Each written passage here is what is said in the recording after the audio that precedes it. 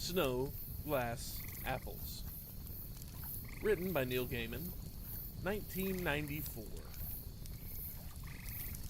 I do not know what manner of thing she is. None of us do. She killed her mother in the birthing, but that's never enough to account for it. They call me wise, but I am far from wise, for all that I foresaw fragments of it, frozen moments caught in pools of water or in the cold glass of my mirror. If I were wise, I would not have tried to change what I saw. If I were wise, I would have killed myself before I ever encountered her, before I ever caught him. Wise and a witch, or so they said, and I'd seen his face in my dreams and in reflections for all my life. 16 years of dreaming of him before he reined his horse by the bridge that morning and asked my name. He helped me onto his high horse, and we rode together to my little cottage, my face buried in the gold of his hair. He asked for the best of what I had. A king's right it was. His beard was red bronze in the morning light, and I knew him, not as a king, for I knew nothing of kings then, but as my love. He took all he wanted from me, the right of kings, but he returned to me on the following day, and on the night after that, his beard so red, his hair so gold, his eyes the blue of the summer sky, his skin tanned to the gentle brown of the ripe wheat. His daughter was only a child, no more than 5 years of age when I came to the palace. A portrait of her dead mother hung in the princess's tower room, a tall woman, hair the color of dark wood, eyes nut brown. She was of a different blood to her pale daughter. The girl would not eat with us. I do not know where in the palace she ate. I had my own chambers. My husband, the king, he had his rooms also. When he wanted me, he would send for me, and I would go to him and pleasure him and take my pleasure with him. One night, several months after I was brought to the palace, she came to my rooms. She was 6. I was embroidering by lamplight, squinting my eyes against the lamp smoke in fitful illumination. When I looked up, she was there. "Princess?" She said nothing. Her eyes were black as coal, black as her hair. Her lips were redder than blood. She looked up at me and smiled. Her teeth seemed sharp even then in the lamplight. "What are you doing away from your room?" "I'm hungry," she said, like any child. It was winter, when fresh food is a dream of warmth and sunlight, but I had strings of whole apples, cored and dried, hanging from the beams of my chamber, and I pulled an apple down for her. "Here." Autumn is a time of drying, of preserving, a time of pickling apples, of rendering the goose fat. Winter is a time of hunger, of snow, and of death, and it is the time of the midwinter feast, when we rub the goose fat into the skin of a whole pig, stuffed with that autumn's apples. Then we roast it or spit it, and we prepared a feast upon the crackling. She took the dried apple from me and began to chew it with her sharp, yellow teeth. "Is it good?" She nodded. I'd always been scared of the little princess, but at that moment I warmed to her, and with my fingers, gently, I stroked her cheek. She looked at me and smiled. She smiled but rarely. Then she sank her teeth into the base of my thumb, the mound of Venus, and she drew blood. I began to shriek from pain and from surprise, but she looked at me, and I fell silent. The little princess fastened her mouth to my hand and licked and sucked and drank. When she was finished, she left my chamber. Beneath my gaze, the cut that she had made began to close, scab, and to heal. The next day it was an old scar. I might have cut my hand with a pocket knife in my childhood. I had been frozen by her, owned and dominated. That scared me more than the blood she had fed on. After that night, I locked my chamber door at dusk, barring it with an oaken pole, and I had the smith forge iron bars, which he placed across my windows. My husband, my love, my king, sent for me less and less, and when I came to him, he was dizzy, listless, confused. He could no longer make love as a man makes love, and he would not permit me to pleasure him with my mouth. The one time I tried, he started violently and began to weep. I pulled my mouth away and held him tightly, until the sobbing had stopped and he slept, like a child. I ran my fingers across his skin as he slept. He was covered in a multitude of ancient scars, but I could recall no scars from the days of our courtship, save one, on his side, where a boar had gored him when he was a youth. Soon he was the shadow of the man I had met and loved by the bridge. His bones showed blue and white beneath his skin. I was with him at the last. His hands were cold as stone, his eyes milky blue, his hair and beard faded, lustreless and limp. He died unshriven, his skin nipped and pocked from head to toe with tiny old scars.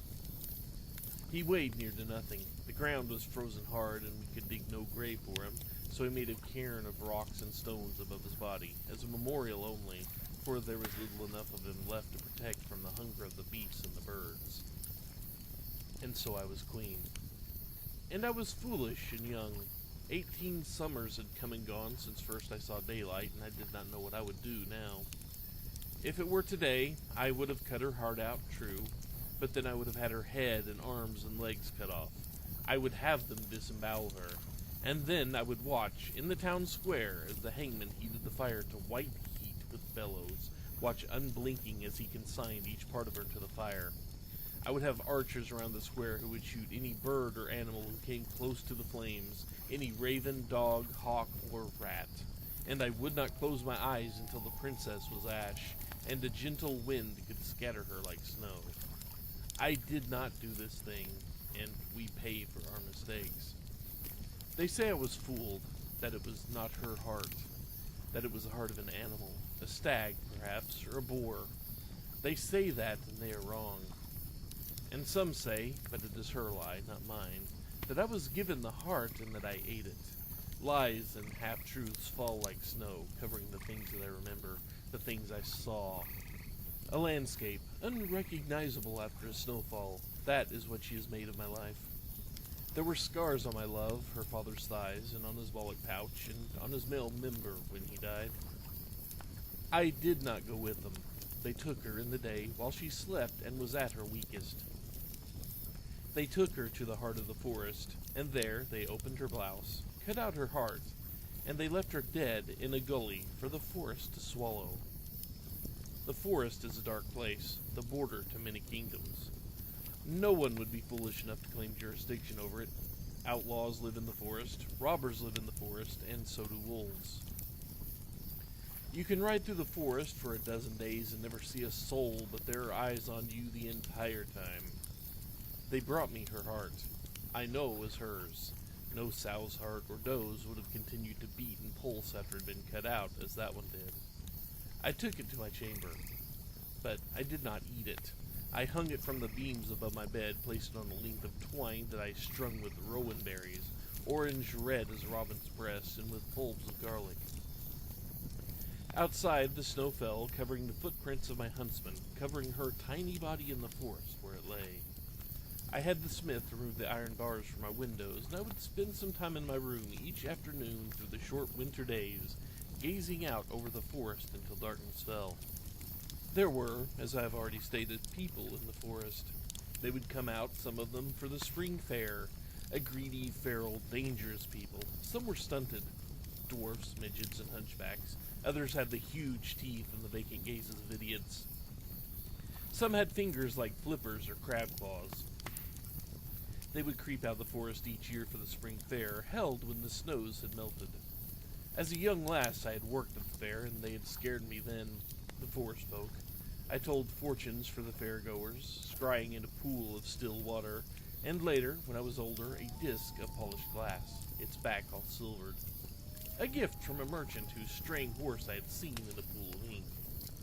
The stall-holders at the fair were afraid of the forest folk. They would nail their wares to the bare boards of their stalls. Slabs of gingerbread or leather belts were nailed with great iron nails to the wood.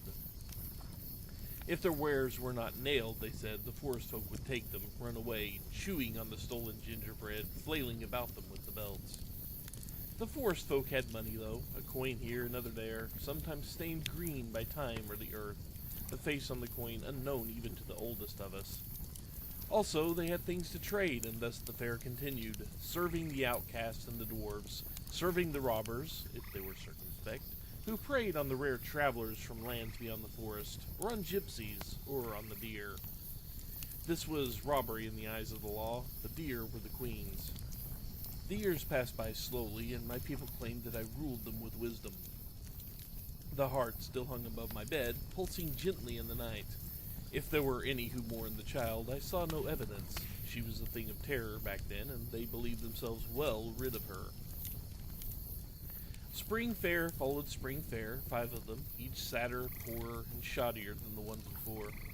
Fewer of the forest folk came out of the forest to buy. Those who did seemed subdued and listless. The stallholders stopped nailing their wares to the boards of their stalls. And by the 5th year, but a handful of folk came from the forest, a fearful huddle of little hairy men and no one else. The lord of the fair and his page came to me when the fair was done. I had known him slightly before I was queen. "I do not come to you as my queen," he said. I said nothing. I listened. "I come to you because you are wise," he continued. "When you were a child, you found a strayed foal by staring into a pool of ink. And when you were a maiden, you found a lost infant who had wandered far from her mother by staring into that mirror of yours. You know secrets, and you can seek things out hidden. My queen," he asked, "what is taking the forest folk? Next year there will be no spring fair. The travelers from other kingdoms have grown scarce and few. The folk of the forest are almost gone. Another year like the last, and we shall all starve." I commanded my maidservant to bring me my looking-glass. It was a simple thing, a silver-backed glass disc, which I kept wrapped in a doeskin in a chest in my chamber. They brought it to me then, and I gazed into it. She was 12 and no longer a little child. Her skin was still pale, her eyes and hair coal-black, her lips red as blood. She wore the clothes she had worn when she left the castle for the last time, the blouse, the skirt, although they were much let out, much mended. Over them she wore a leather cloak, and instead of boots she had leather bags, tied with thongs over her tiny feet. She was standing in the forest, beside a tree. As I watched, in the eye of my mind, I saw her edge and step and flitter and pad from tree to tree, like an animal, a bat or a wolf. She was following someone. He was a monk. He wore sackcloth, and his feet were bare and scabbed and hard.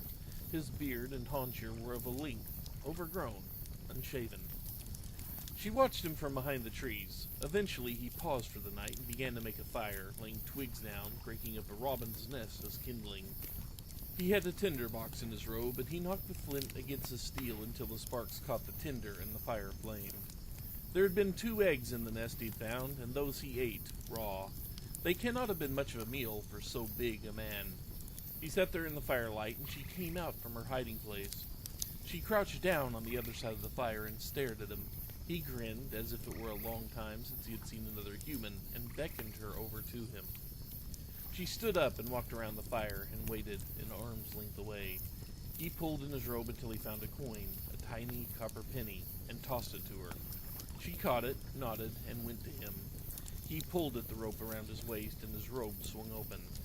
His body was as hairy as a bear's. She pushed him back into the moss. One hand crept, spider-like, through the tangle of hair until it closed on his manhood. The other hand traced a circle on his left nipple. He closed his eyes and fumbled one huge hand under her skirt. She lowered her mouth to the nipple she'd been teasing, her smooth skin white on the furry brown body of him. She sank her teeth deep into his breast. His eyes opened, then they closed again, and she drank.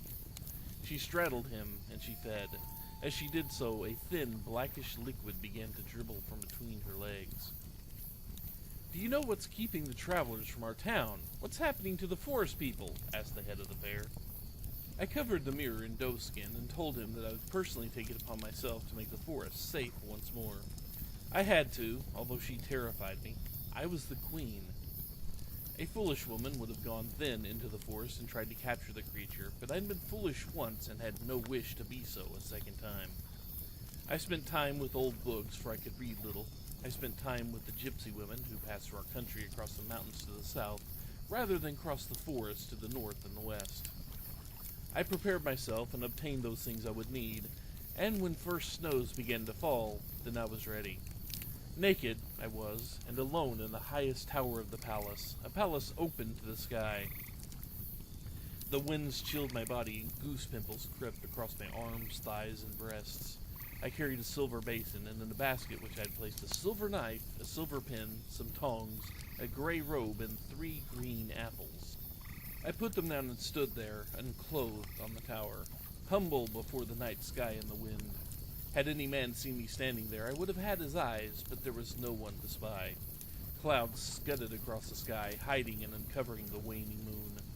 I took the silver knife and slashed my left arm, once, twice, 3 times. The blood dripped into the basin, scarlet seeming black in the moonlight. I added the powder from the vial that hung around my neck. It was a brown dust made of dried herbs and the skin of a particular toad, and from certain other things. It thickened the blood while preventing it from clotting. I took the 3 apples, one by one, and pricked their skins gently with my silver pen.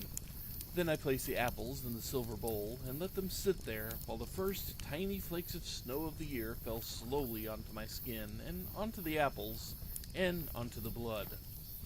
When dawn began to brighten the sky, I covered myself with the gray cloak and took the red apples from the silver bowl, one by one, lifting each into my basket with silver tongs, taking care not to touch it. There was nothing left of my blood or of the brown powder inside the silver bowl, save nothing but a black residue, like verdigris, on the inside.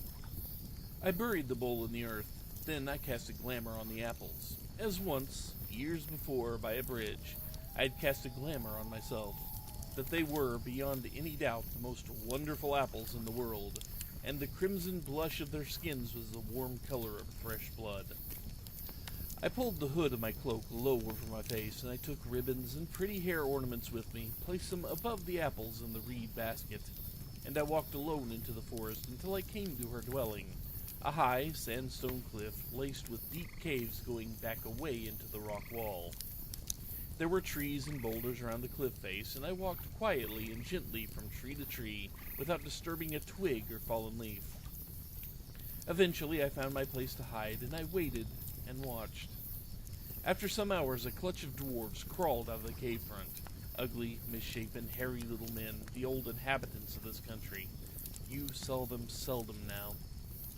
They vanished into the wood, and none of them spied me, though one of them stopped to piss against the rock I hid behind. I waited. No more came out. I went to the cave entrance and hallooed into it in a cracked old voice. The scar on my Mount of Venus throbbed and pulsed as she came towards me, out of the darkness, naked and alone. She was 13 years of age, my stepdaughter, and nothing marred the perfect whiteness of her skin, save for the livid scar on her left breast, where her heart had been cut from her long since. The insides of her thighs were stained with wet black filth. She peered at me, hidden as I was in my cloak. She looked at me hungrily. "Ribbons, good wife," I croaked. "Pretty ribbons for your hair." She smiled and beckoned to me. A tug. The scar on my hand was pulling me towards her. I did what I had planned to do, but I did it more readily than I had planned. I dropped my basket and screeched like the bloodless old peddler woman I was pretending to be, and I ran. My gray cloak was the color of the forest, and I was fast. She did not catch me. I made my way back to the palace. I did not see it. Let us imagine, though, the girl returning, frustrated and hungry, to her cave, and finding my fallen basket on the ground. What did she do? I like to think she played first with the ribbons, twined them into her raven hair, and looped them round her pale neck or her tiny waist. And then, curious, she moved the cloth to see what else was in the basket, and she saw the red apples. They smelled like fresh apples, of course, and they also smelled of blood, and she was hungry. I can imagine her picking up an apple, pressing it against her cheek, feeling the cold smoothness of it against her skin. And then she opened her mouth and bit deep into it. By the time I'd reached my chambers, the heart that hung from the roof beam with the apples, hams, and dried sausages had ceased to beat. It hung there, quietly, without motion or life, and I felt safe once more. That winter, the snows were high and deep, and were late melting. We were all hungry come the spring. The spring fair was slightly improved that year. The forest folk were few, but they were there, and there were travelers from lands beyond the forest. I saw the little hairy men of the forest cave buying and bargaining for pieces of glass and lumps of crystal and quartz rock. They paid for the glass with silver coins, the spoils of my stepdaughter's depredations, I had no doubt. When it got about what they were buying, townsfolk rushed back to their homes, came back with their lucky crystals, and in a few cases, whole sheets of glass. I thought briefly about having them killed, but I did not.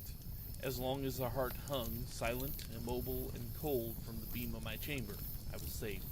And so were the folk of the forest, and thus, eventually, the folk of the town. My 25th year came, and my stepdaughter had eaten the poison fruit 2 winters back, when the prince came to my palace. He was tall, very tall, with cold green eyes and the swarthy skin of those from beyond the mountains. He rode with a small retinue, large enough to defend him, small enough that another monarch, myself for instance, would not view him as a potential threat. I was practical. I thought of the alliance of our lands, thought of the kingdom running from the forest all the way south of the sea. I thought of my golden-haired, bearded love, dead these 8 years, and, in the night, I went to the prince's room. I am no innocent, although my late husband, who was once my king, was truly my first lover, no matter what they say. At first, the prince seemed excited. He bade me remove my shift and made me stand in front of the open window, far from the fire, until my skin was chilled stone cold. Then he asked me to lie upon my back, with my hands folded across my breasts, my eyes wide open, but staring only at the beams above. He told me not to move and to breathe as little as possible. He implored me to say nothing. He spread my legs apart. It was then that he entered me. As he began to thrust inside me, I felt my hips raise, felt myself begin to match him, grind for grind, push for push. I moaned. I could not help myself. His manhood slid out of me. I reached out and touched it, a tiny, slippery thing. "Please," he said softly, "you must neither move nor speak. Just lie there on the stones, so cold and so fair." I tried, but he'd lost whatever force it was that had made him virile, and some short while later I left the prince's room, his curses and tears still resounding in my ears. He left early the next morning with all his men, and they rode off into the forest. I imagine his loins now as he rode, and not of frustration at the base of his manhood. I imagine his pale lips pressed so tightly together. Then I imagine this little troop riding through the forest, finally coming upon the glass and crystal cairn of my stepdaughter, so pale, so cold, naked beneath the glass, and little more than a girl, and dead. In my fancy, I can almost feel the sudden hardness his manhood inside his breeches, envision the lust that took him then, the prayers he muttered beneath his breath in thanks for his good fortune. I imagine him negotiating with the little hairy men, offering them gold, spices for the lovely corpse under the crystal mound. Did they take his gold willingly, or did they look up to see his men on their horses with their sharp swords and spears and realize they had no alternative? I do not know. I was not there. I was not scrying. I can only imagine. Hands pulling off the lumps of glass and quartz from her cold body. Hands gently caressing her cold cheek, moving her cold arm, rejoicing to find the corpse still fresh and pliable. Did he take her there in front of them all, or did he have her carried to a secluded nook before he mounted her? I cannot say. Did he shake the apple from her throat? Or did her eyes slowly open as he pounded into her cold body? Did her mouth open, those red lips part, those sharp yellow teeth close on his swarthy neck, as the blood, which is the life, trickled down her throat, washing down and away the lump of apple, my own, my poison? I imagine, I do not know. This I do know. I was woken in the night by her heart pulsing and beating once more. Salt blood dripped onto my face from above. I sat up, my hand burned and pounded as if I'd hit the base of my thumb with a rock. There was a hammering on the door. I felt afraid. But I am a queen, and I would not show fear. I opened the door.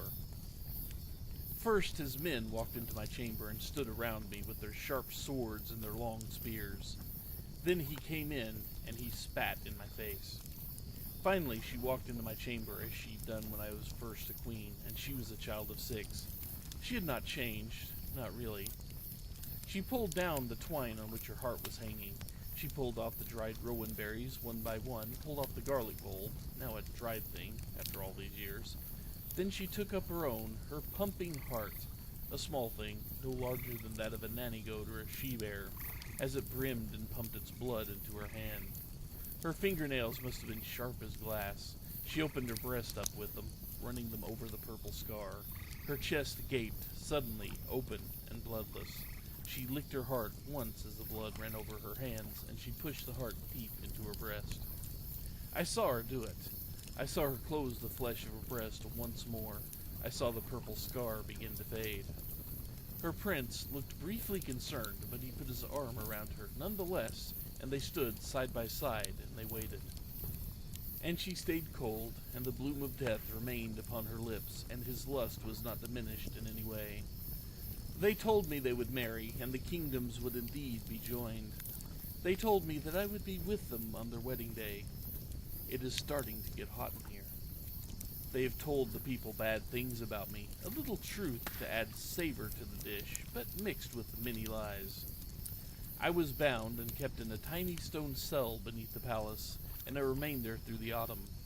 Today they fetched me out of the cell. They stripped the rags from me and washed the filth from me. Then they shaved my head and my loins, and they rubbed my skin with goose grease. The snow was falling as they carried me, 2 men at each hand, 2 men at each leg, utterly exposed and spread-eagled and cold through the midwinter crowds, and brought me to this kiln. My stepdaughter stood there with her prince. She watched me in my indignity, but she said nothing. As they thrust me inside, jeering and chafing as they did so, I saw one snowflake land upon her white cheek and remain there without melting. They closed the kiln door behind me. It's getting hotter in here, and outside they are singing and cheering and banging on the sides of the kiln. She was not laughing, or jeering, or talking. She did not sneer at me or turn away. She looked at me, though, and for a moment I saw myself reflected in her eyes. I will not scream. I will not give them that satisfaction.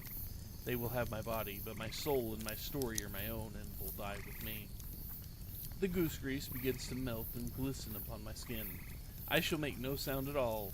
I shall think no more on this. I shall think, instead, of the snowflake on her cheek. I think of her hair as black as coal, her lips as red as blood, her skin snow white.